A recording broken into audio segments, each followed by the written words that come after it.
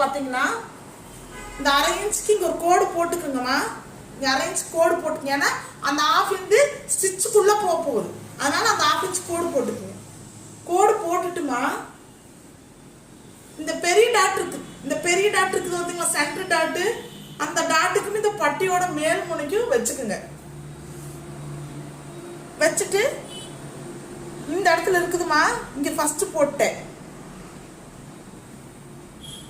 ஓகேங்களா? போட்டேன். இது போட்டதுக்கு அப்புறம் டேப் எடுத்துக்குங்க. இங்க இருந்து 2.5 வச்சுக்குங்க. 2.5ங்கிறது 3 வச்சுக்கலாம். 3 வச்சிருக்கிறேன் நான். ஓகேங்களா?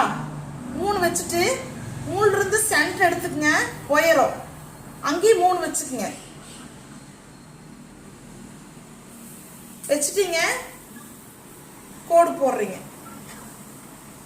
இது கோடு போட்டோன்னே இங்கிருந்து 1/2 இன்ச் தள்ளி வைக்கிறீங்க.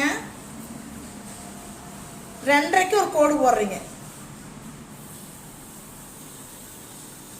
கண்டிப்பா இந்த முக்கோணத்தை வரைச்சிட்டு இங்க கோடு கண்டிப்பா போட்டே ஆகணுமா.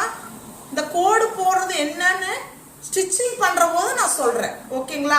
இந்த கோடு கண்டிப்பா போட்டாகணும். இந்த 2 குறிச்சிட்டீங்க.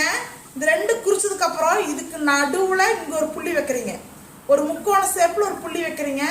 புள்ளி வச்சுட்டு இங்க இடத்துல ஒரு டாட் போடுறீங்க. இங்க ஒரு டாட் போடுறீங்க. இப்போ இந்த முக்கோணமா வந்துருச்சு இந்த இடம்.